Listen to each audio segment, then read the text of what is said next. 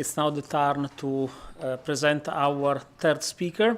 So it's a speaker that for this audience should not need any presentation because quoting himself is part of the furniture here, in the sense that he has been with us for a very long time as a PhD student, as a postdoc, now also as a junior fellow of the BrIAS. He was not a junior fellow of the BrIAS last year, but he was anyway very active here. So I'm very happy to introduce Alejandro, who will speak to us about control, this time in batteries. Hello everyone, thanks for being here. As Emanuele said, I am part of the SAS for a long time. And I would like to talk about how control can be applied for the fast charge of lithium-ion batteries.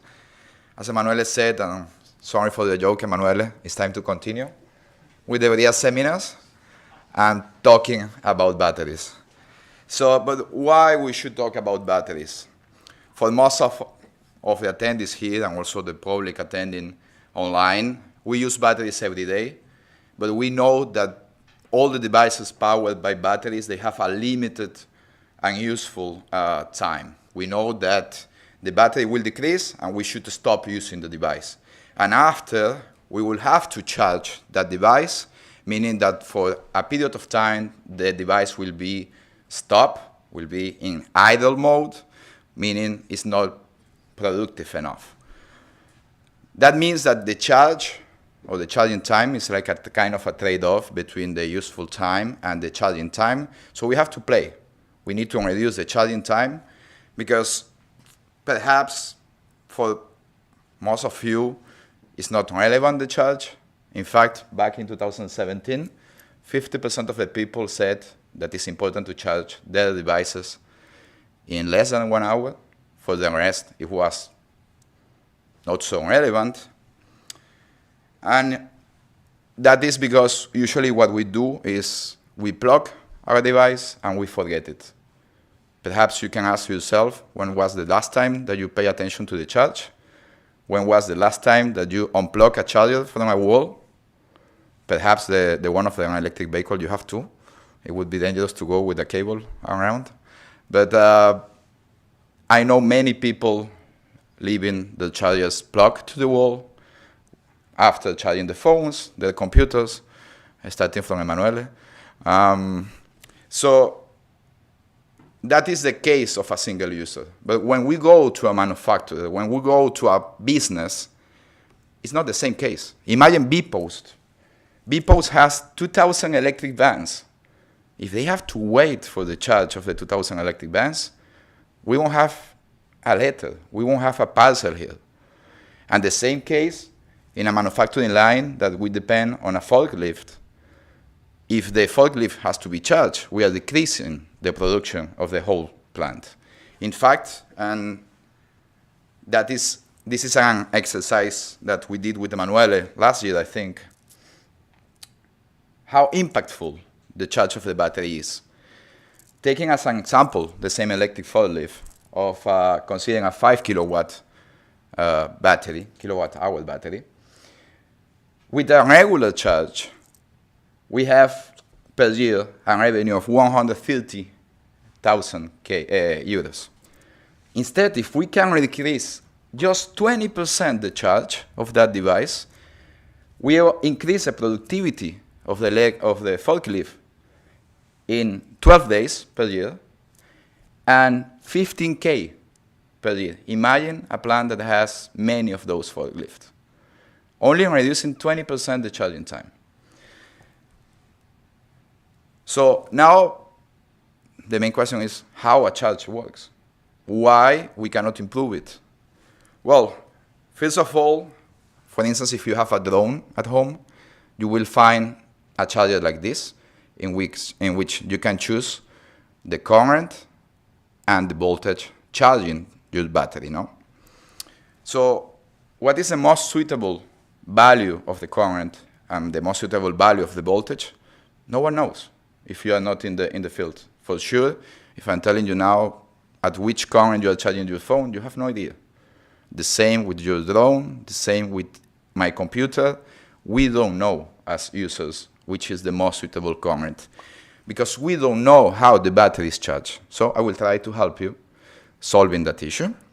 So a battery is being charged with the so-called CCCV protocol, in which in a first stage, we charge the battery with a constant current while increasing the voltage. That red line that you can see there is the voltage, until we reach a threshold, a predefined threshold.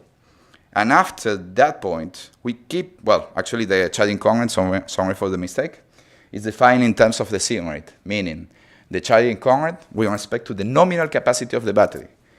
If we use a current that is equivalent to 1 time the capacity of the battery, that would charge in that phase the battery in 1 hour.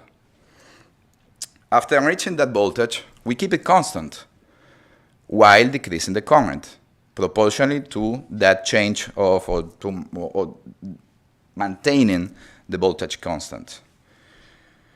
However, we can play a bit with the parameters of the battery. If we charge the battery at 4.2 volts or at 4.1 volt, obviously if we are charging at 4.1 volt, we will charge the battery in less time because we have less power available within the battery. And intuitively, we can say, okay, you said that 1C is 1 hour. What if I increase the charging current? If I increase the charging current, 1C, 2C, 3C, I will reduce the time from 1 hour to half an hour to 50 minutes to 7.5 minutes, theoretically speaking. Okay, if the charger allows me to do so, why we cannot do that? And that is the main question. Would it be safe to charge the battery, increasing the charging current without paying attention to anything else? So we took a commercial battery. What you can see there is a battery can be found in some drones, in some power banks that you may have, in some underwater applications. Actually, the diving torch, they come with this battery. It's a Sony BTC6 battery, and we tested it at constant ambient temperature, and we cycle it for 100 cycles of a conservative discharge to avoid any problem coming from the discharge and changing the parameters of this CCCV protocol. While doing that, after 100 cycles, what we can notice is that, as I said before, obviously charging at a lower voltage will reduce a bit the capacity loss. Obviously, you are not injecting a lot of power in the battery. But when we increase the charging current of the battery, what happens is that we face a virtual barrier. We expected to reduce the charging time, but in fact, what we are noticing there, sorry for the change of the microphone, what we are noticing there is that we are not reducing the charging time, but what we are doing is we are increasing the capacity loss. What you are seeing in that Pareto plot actually is the capacity loss after 100 cycles with respect to the charging time. So this is not linked to only that Sony battery. We reproduce this test for many batteries. As you can see here, we have the Sony battery, we have the Samsung 30Q, same capacity, different manufacturer, same chemistry actually, and also LG HD2, same capacity, different chemistry, different manufacturer. So all the time we have this wheel behavior if we go beyond what the data sheet of the manufacturer provides as recommended charge. Although we have shown that the CCV protocol cannot be enhanced to reduce the charging time, it's still the most used charging protocol. In fact, Oppo Technologies, a Chinese manufacturer of cell phones, implements a modification of this protocol, counteracting a bit the degradation, optimized offline, but it's implemented because it's simple to implement. We have cheap power electronics in the cell phones managing the batteries, and we don't need something really fancy. So that is the main point. We need to keep the complexity low as possible while counteracting the degradation that may appear, and also while reducing the charging time. So how can we do this? How can we improve the charge? First of all, we have to understand how a battery works. last Thursday, Denis Doshan was describing how, from a chemical viewpoint, we have to understand what happens from a particle viewpoint and so on. So a battery has two main components, let's say. It has two electrodes, a positive one called the cathode and a negative one called the anode. The cathode is usually made or composed with lithium salt, and the anode with graphite silicon structure. So what happens is that when we pass a current through the battery, there is an oxidation of lithium that promotes the movement of lithium ions. So those lithium ions go from the positive electrode, the cathode, to the negative electrode, the anode, intercalating into that graphite that I said before. And that problem is that those chemical reactions are promoted by the current, and obviously if we are injecting more current, we are promoting also a higher flow rate of lithium ions. The main problem is that this looks really easy to understand from this viewpoint, but when we have a cylindrical cell, we don't have a separation between the anode and the cathode. What we have is a jelly roll. We have many layers wrap up and constrained by again, that is the cylindrical cell that we can see there. So how can we understand this from a mathematical viewpoint? How can we model this? Well, we can resort to equivalent circuit models to characterize in a microscale what happens with the battery, meaning we can characterize the output voltage, the current, and the temperature through RC models, resistors and capacitors models. But the best approach is to use electrochemical models. In electrochemical models, we are able to characterize in an accurate manner the electrochemical phenomena happening inside the battery. The main problem is that they are quite complex because they are based on partial differential equations, because we have diffusion of lithium ions, we have kinetic terms linked to the reactions happening in both electrodes, and we cannot use them for control purposes. The main reason is because they have a high complexity, high computational complexity. So this is one of the first points that I would like to highlight here, is that the models that we use in control sometimes are good for simulation, but in this case, we cannot replace something that is logic-based as the CCCV by implementing something that will depend on a complex model. So to reduce this computational burden linked to the model, we have used, I think for the last 8 years, an analogy that departs from this characterization of the anode and the cathode based on the diffusion, that is simplified considering only one particle of the electrodes, meaning one particle in the cathode and one particle in the anode, and assuming hydraulic analogies. So we can see each electrode as a tank, and the flow rate, the inlet is the lithium-ion flow. By doing that, we end up having a system that is linear in the states with a highly nonlinear output equation that is characterizing the voltage. That depends on the OCB that you can see there, that is the static behavior of the voltage, meaning when no current is passing through the cell, and that is chemically found. I mean, that is in a lab, we are measuring how the stoichiometry of the electrode is evolving, and that is how we measure that. Usually we take it, when we use control strategies, we take it from literature. The second one is the overall potential, meaning how excited the electrode is, if we can use excited, the electrode is when we are injecting certain currents, and after a film resistance related to the negative electrode. As you can see here, in the linear equation, we have a matrix A and matrix B.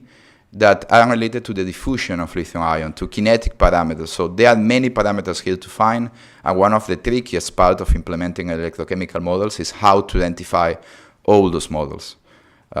Michel, who talked last week here, Michel Kinard, also has been working how to identify from a time domain viewpoint or from frequency domain viewpoint these parameters, because sometimes we have to run some special test to identify some of those parameters. However,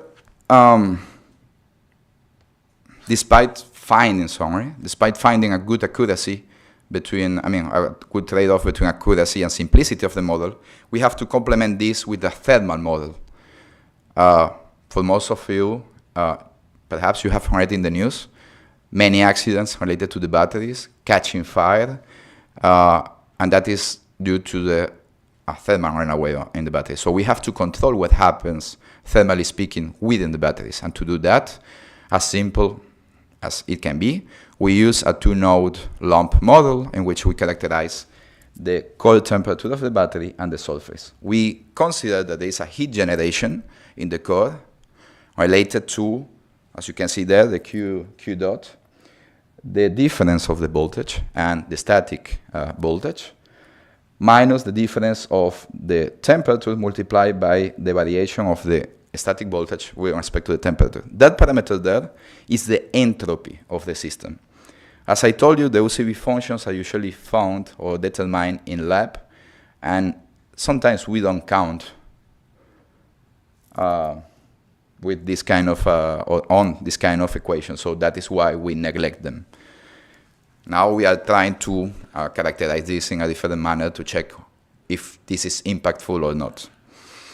And after, what we do is we simply characterize what happens between the core and the surface by thermal balances, considering conduction in what is the solid part, the core to the surface, and the surface to the ambient with convection. So once again, we have different parameters that we have to characterize, we have to identify. Some of them, we can measure them. No, we cannot measure them, sorry. So we have to run some special tests to characterize the whole battery. And this will depend on each battery. So you can imagine the burden of characterizing and using models in this case. So once the model is identified, this allows us to track in real time what happens inside the battery in terms of lithium-ion diffusion, state of charge, state of health, and Professor Kinard, Dr. Luis Daniel Couto, a former colleague of ours, they have been developing a lot of amazing techniques to well, among other groups, obviously, but I'm talking about my group. They have developed amazing techniques to track what happens inside the cells, only by using three measurable variables: the output voltage, the input current, and the surface temperature of the battery. Once we have the model, also we can characterize what can appear or what can occur during the charge. As I said before, we have an excitement with respect to the static behavior of the battery, that is the overall potential.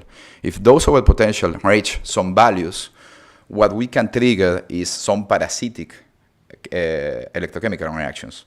Notably, the first one is the plating in the anode. What we have is that we have that graphite matrix, and the lithium ions are going there, and they are getting clogged.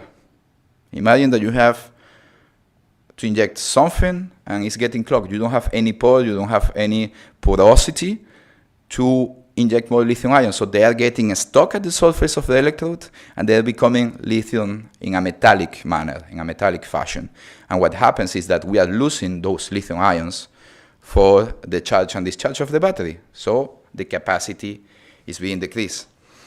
And the second phenomenon that may appear during the charge is the so-called solvent oxidation, in which if we have to oxidize lithium in the cathode, at some point, if I don't have lithium at the surface of the cathode, I start to oxidize the lithium in a component that I didn't mention before, that is electrolyte. Batteries are soaked into electrolyte to promote the movement of those lithium ions. Usually it's also made of lithium. It's a lithium fluoride component.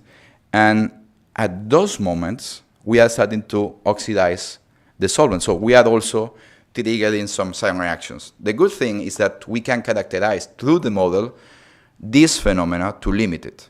And if we can do so, we can improve the charge.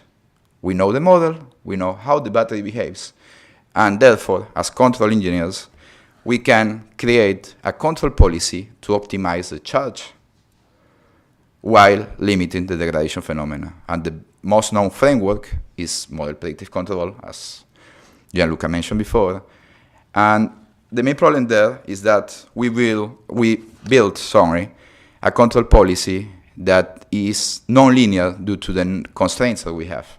In fact, if we look at the formulation here, what we want to minimize is the state of charge, meaning the amount of lithium ions within the electrode, or in this case the negative electrode, while limiting the degradation. But the degradation, if we plot it with respect to the states, if we say, okay, how the current and the states vary to avoid these regions, these degradation zones, we can see that we have lithium plating solving oxidation and lithium and the mass balance of lithium ions between the two electrodes. What builds an admissible region that is non-convex. And we know that from the constraint control viewpoint, what is non-convex doesn't ensure global optimality, poses a lot of challenges. Therefore, we can convexify that region. We create another conservative charging approach based on MPC. But the main problem is that the computational time is quite high. The CCCV, when we charge a battery, is about 0.1 millisecond. When we implement any kind of MPC, it's 188 milliseconds using a dual-core computer. So you can imagine that in a cheap electronic device, in just a microchip, we cannot implement that. So a long time ago, what we did is to resort to reference governors. In that case, another fellow of the BrIAS this season, Marco Nicotra, helped us a lot. And we were trying to, let's say, control with a low-level controller to pre-compensate the battery. And after, we were using reference governor to enforce constraints, to avoid lithium plating, to avoid solvent oxidation, and to avoid any kind of degradation mechanism within the batteries. By doing that, we can reach, or we can arrive at, we show the same results. We can charge the battery in less than 8 minutes. Actually, this was a small battery. It's not the same that I showed before. This was for a small helicopter. And what we can arrive is to have computational times in average around the same values of a logic-based protocol that is the CCCV. And in fact, we discovered a simplified kind of RG version that is based on the constraints, and actually we patented, that has the same computational behavior than the logic-based protocol. So one of the key points of constraint control for batteries is that it's not only about the complexity of the model, it's also about the complexity of the constraint control policy that we implement. We can create fancy control policies, but the main problem is that there is a gap between the implementation in a real world, in the real application summary, and what we can describe theoretically speaking. So the main question now is, okay, have we solved everything? Why we are not selling this? Why everyone doesn't have this in their phones? Why? Well, the first thing is that there is a gap still when we pass from one single cell to a battery pack. In a battery pack, we have an arrangement of battery cells, either in series or in parallel, or a mix of both. I skipped one part. Sorry, because I was linked to this. So I said that the computational time was achievable, but the main point of our control policy was to limit degradation, to charge faster the battery while limited degradation. So we went back to the testing part, and we experimentally assess the reliability and to check if, in fact, we are limiting the degradation, no? Only considering lithium plating, solvent oxidation, and so on. And we had to do something that is not customary in the battery applications. It was to close the loop for the control guys, for control people, sorry, like us. It's normal to implement closed loop strategies. In batteries, we have a profile on a lookup table, something simple, due to the limited power computational capacities of the devices. But in this case, what we did is we implemented this using a high precision test and closing the loop via control area network buses. And by doing that, sorry, you can see the diamond point there. This is, in the case of the Sony battery that I showed before, the big one, that we can charge 50% faster the battery while having the same capacity loss after 100 cycles of the recommended and conservative charge that the manufacturer says on the datasheet of the battery. So this is one of the main conclusions, or one of the main points of implementing constraint control with low complexity, is that we can charge the battery faster while limiting degradation.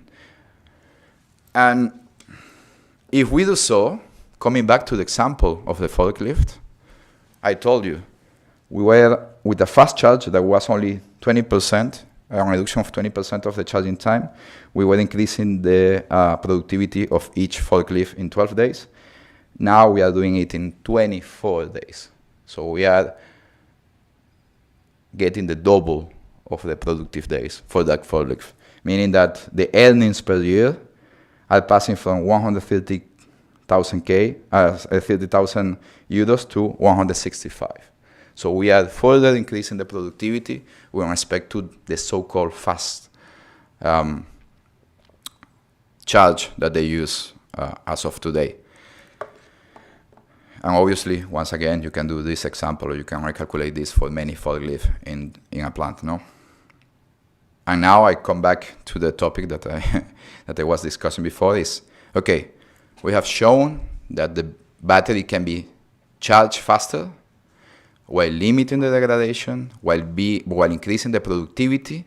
But what is the problem to overcome now? What are the open questions that we have to tackle, or we have to address actually? Well, as I said before, the main problem, or the main thing, is passing from one single battery to a battery pack, in which we have an arrangement of battery cells in series in parallel, in which we can have different pack configurations to fulfill power needs and voltage needs. Also, we have differences from the manufacturing line. Even if you buy 10 cells from the same manufacturer from the same day, it's normal to have a difference of the capacity between ranging from 5 to 10%, and that is normal. Also, depending on the physical topology of the battery pack, we have a non-uniform distribution of the temperature within the pack, and we have obviously different aging rates. I mean, we shouldn't expect that all the batteries behave equally and all with the same aging rate. So let's start with the first question about the packs, is what we can do with packs in parallel. In packs in parallel, there is some sort of self-equalization to counteract mismatches in terms of voltage after the charge. But the main problem is that we lose a bit of observability. And why we lose a bit of observability is because we cannot measure everything. If we have a sensor for the current, we can measure only the current of the pack. Perhaps we can measure the individual voltages. If we have in the many voltage clamps, that means a higher cost of instrumentation there. But we cannot have access to all the measurements. However, and as I said before, from the charge viewpoint, this is a CCCV. We evaluated a battery pack with two batteries in parallel, separated one from the other to avoid thermal phenomena. And you cannot see anything from the charge. I mean, you have 300 cycles. The black lines go from the 0 cycle, I mean the initial cycle, and the, let's say, the yellowish one to 300 cycles of charge and discharge. And you can see that one of the batteries, cell 1, we can say, okay, perhaps it's aging more. But as I said before, we don't, in this case, we're measuring voltage. We don't have any measurement of the internal resistance. We don't have any measurement of the individual capacities of the cells. However, we know that they tend to equalize after the charge. If we use some relaxation time, meaning we leave the battery alone, let's say, without the battery pack, without being charged, 0 current, we will tend to equalize the batteries. You can see that that equalization voltage tends to decrease over the cycles. But the good thing is that also those relaxation periods provide us with information about how the battery age, and perhaps we can extract some data to understand the internal resistance of each battery and the capacity. And now I am working with Professor Kinar actually to discover how to link this and to use it within our models and with our estimation tools. The second challenge, or the second open question, is regarding cells in series. In cells in series, you can measure the current of the string is the current passing through each cell. But the main problem is that we don't have self-equalization. Once we unplug the battery pack, all the batteries, they can have different voltages, and that can promote that one battery ages more than the other. And also, the main problem is that if we have to develop a charging strategy for this kind of battery packs, the complexity is increased. Why? Because first, we have to consider a balance strategy. The most common one is passive balance, in which you connect the battery to one or to several resistors to dissipate the excess of energy when a battery is fully charged.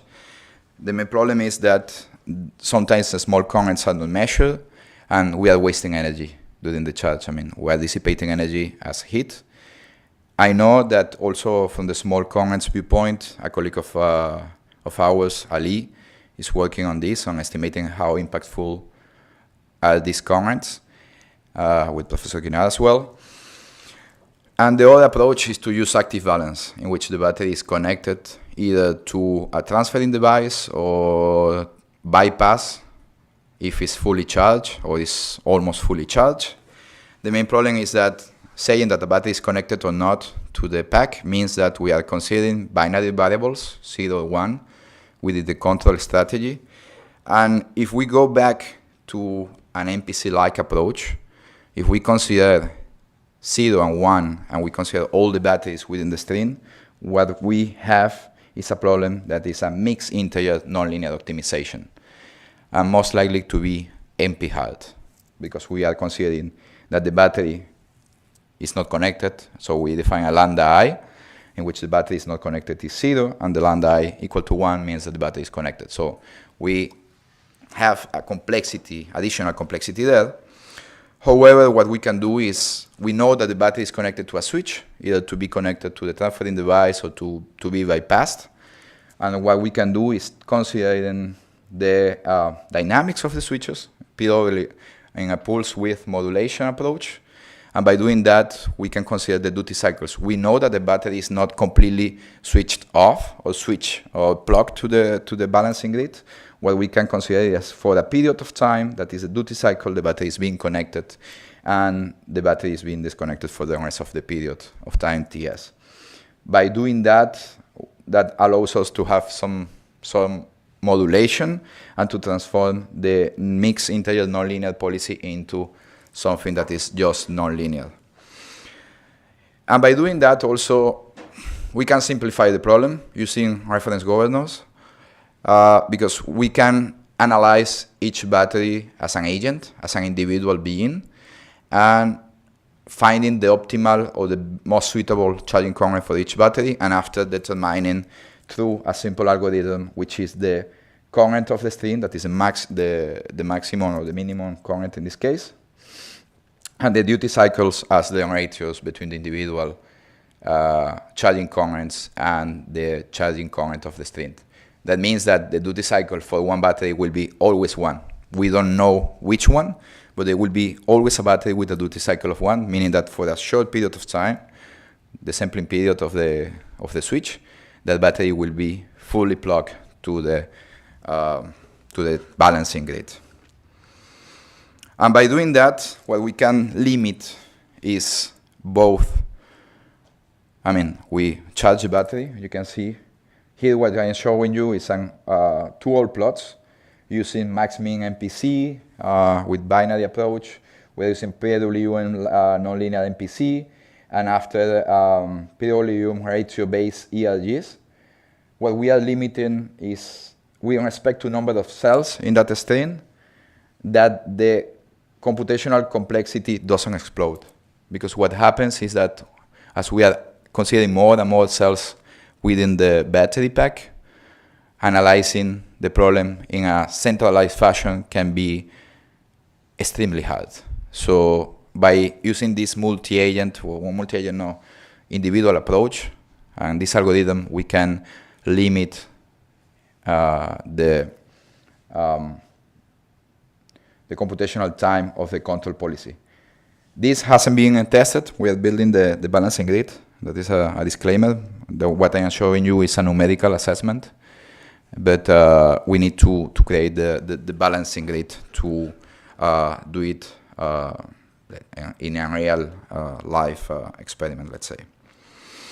And another open question, as I said before, we have available from each battery only 3 measurements: the output voltage, the input current, and the surface temperature. But we know that, for instance, in a can, in a cylindrical cell, that you have a can enclosing the battery, you can have a profile of temperature. In pouch cells, in which you have a soft casing, you can have deformation. In battery packs, you can have many temperatures across the pack. So we cannot instrument each of the cells. So now what we are exploring with Professor Kinard is how to use advanced sensors and optimal allocation, the most suitable allocation of sensors to track how the battery ages. And by doing that, we can track in a non-invasive way how the battery ages. We can extrapolate results linked to deformation, for instance, in the case of a pouch cell, deformation, and also the thermal profile, and we can link them, the thermal profile, to internal resistance and the capacity loss to the deformation. I don't want to get into these details now because we're currently finishing this study, but we need something else. When we have battery packs, moreover, we consider only one battery, and we know that there are profiles, degradation, variation, and so on that we cannot neglect.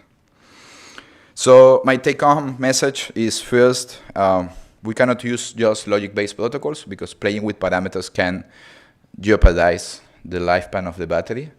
The second one is that by using constraint control, we can reduce the charging time in an effective way while limiting the charging time. We show that for the case of a Sony cell, we can reduce the charging time in 50% while having the same degradation, more or less, capacity loss than that the regular or the recommended charge shows.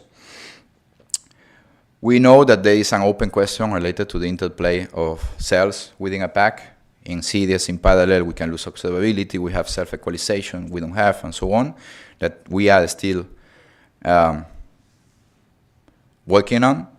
And also we have a lack of measurements that we have to ameliorate.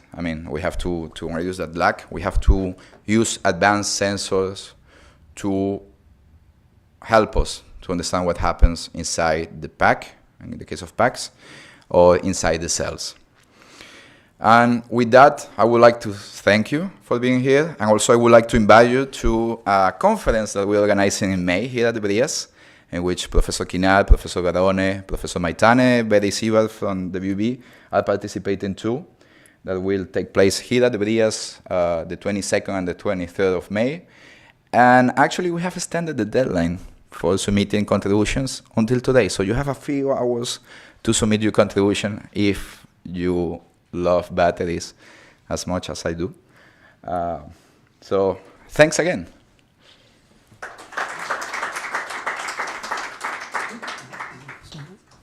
Are there questions? So of course not myself or Professor Kinart, because we have been worked with Alejandro for the last few years. So thank you for the very nice talk. So it sounds like many of the issues that you have are related to the topology. So I was wondering, is it possible to envision switching topologies from a parallel to a series one just for the purpose of helping the state estimation or some of the properties? Thanks for the question, Gianluca. Yeah, actually, I omitted that part. We know that there are some devices, mostly Chinese companies, working that instead of providing you with, let's say, a 5,000 milliamp battery, they provide you with 2 of 2.5, meaning that we change and you switch from parallel to series. Obviously, there you have also to consider when to switch and how to switch. And that can be also an option to consider within the control policy of the fast charge, because when you are charging fastly the battery, also what you can create, it's the problem of the Joule effect within the battery, because you are injecting a current, and the heat, let's approximate it, is the square of the current. So by putting batteries in parallel, what you can reduce is the thermal increase due to the Joule effect of the current passing through the battery. We have seen that, but once again, it's logic based. We can do it within the control policy without any issue, I think. Other questions? I see people a little bit tired because today was a little bit longer than usual. So I would say to thank again Alejandro for the talk.